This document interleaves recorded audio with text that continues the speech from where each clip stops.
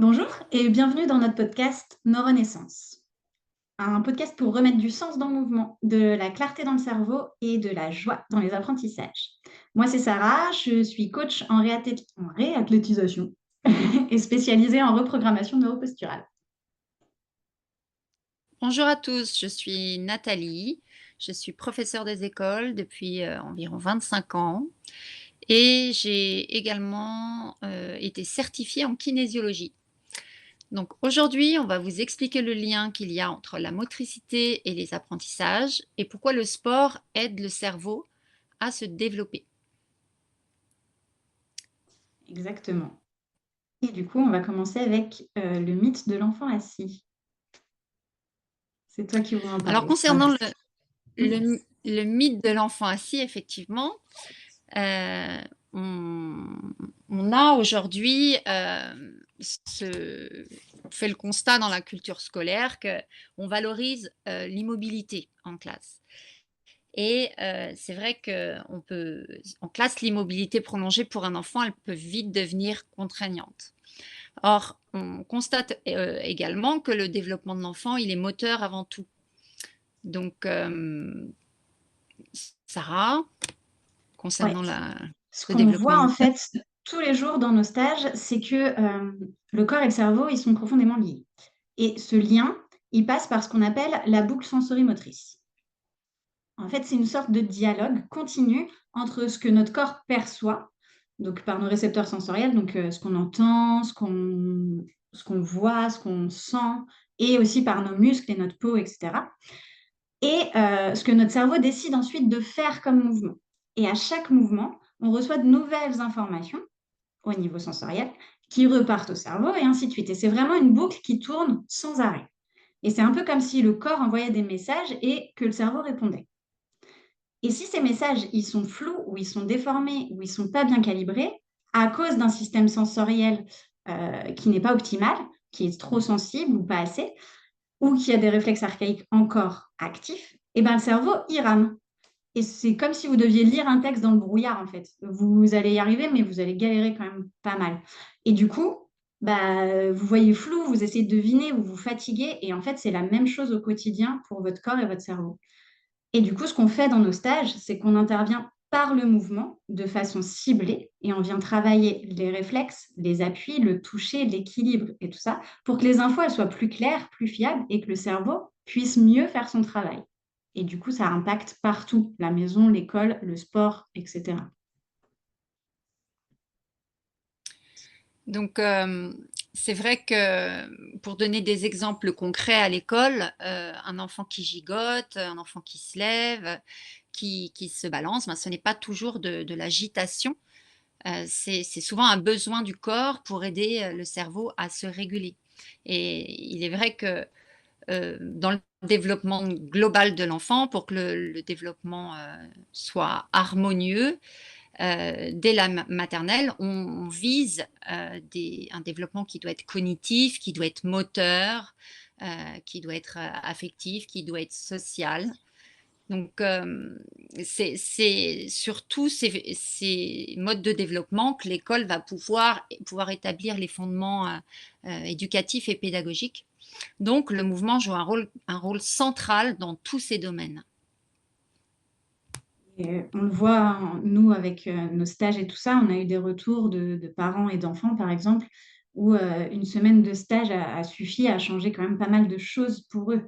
Par exemple, on a un petit garçon qui est venu avec, il faisait de l'énurésie en arrivant, et donc il allait à l'école avec des couches, il allait aux séances de sport avec des couches. Et c'est pas évident à vivre socialement et tout ça pour lui, pour sa confiance en lui. Il y a plein de choses qui sont impactées.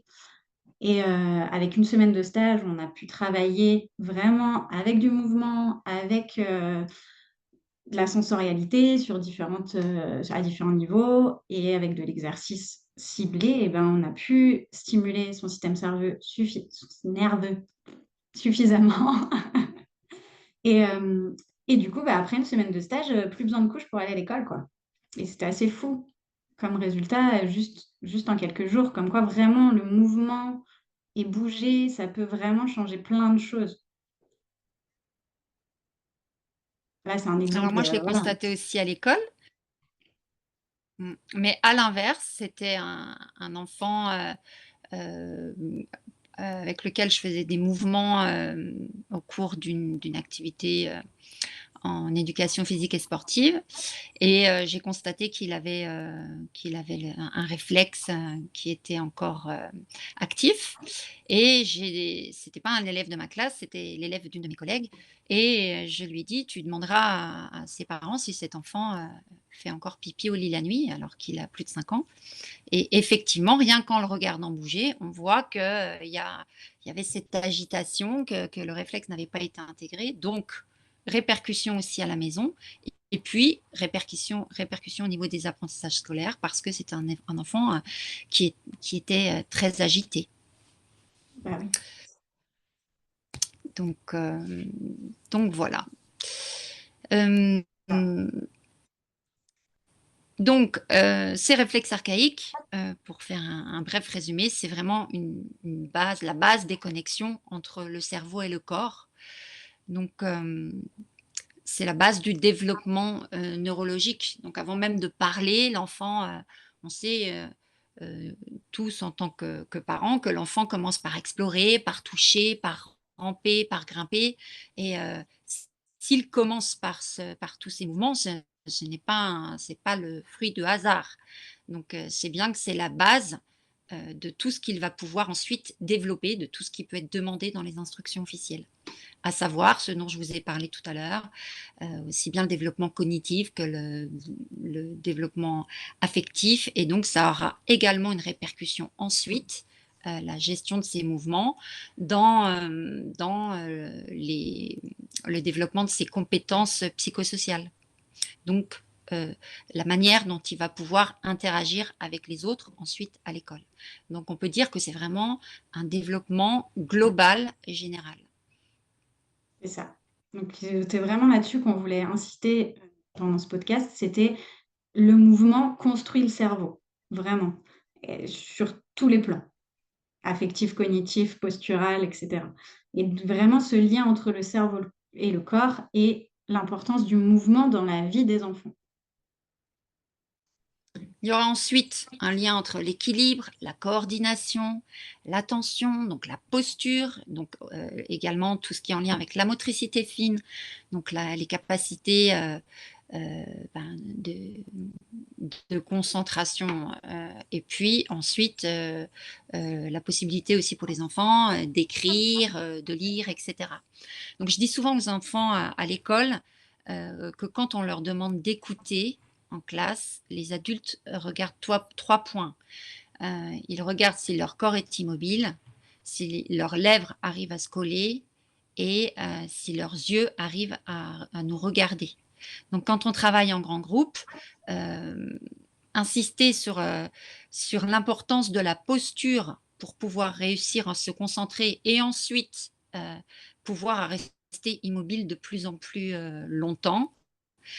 Ça fait partie de l'apprentissage du corps, quoi. Passer par un corps prêt pour bien préparer son cerveau à apprendre. Ouais, c'est ça. Et en fait, c'est clarifier en fait les attentes qu'on a parce que écoute bien, sois attentif, et cetera, c'est très difficile. Par contre, si on remet du lien avec le corps, là, c'est plus facile. OK, je dois pas bouger. D'accord. Donc, je prends une position que je peux tenir un peu plus longtemps. OK, mes yeux doivent regarder la personne qui parle. D'accord. C'est quelque chose de concret en fait qu'on peut faire. C'est pas abstrait, écoute bien, ça veut rien dire quoi, ça leur parle pas aux enfants. Et revenir par le corps permet ça. Donc un enfant qui n'arrive pas à tenir cette posture, bon, alors en maternelle bien sûr, c'est tout un apprentissage, mais on constate assez vite qu'il y a des enfants qui n'arrivent pas à tenir cette posture, qui par réflexe bougent. Et c'est là tout l'intérêt de ces stages, parce que Sarah et moi, nous animons des stages donc pendant toutes les vacances scolaires, avec des groupes d'enfants qui sont vraiment réduits. Donc, on apporte ce regard, Sarah a vraiment un regard d'expertise sur le corps et sur le développement du corps.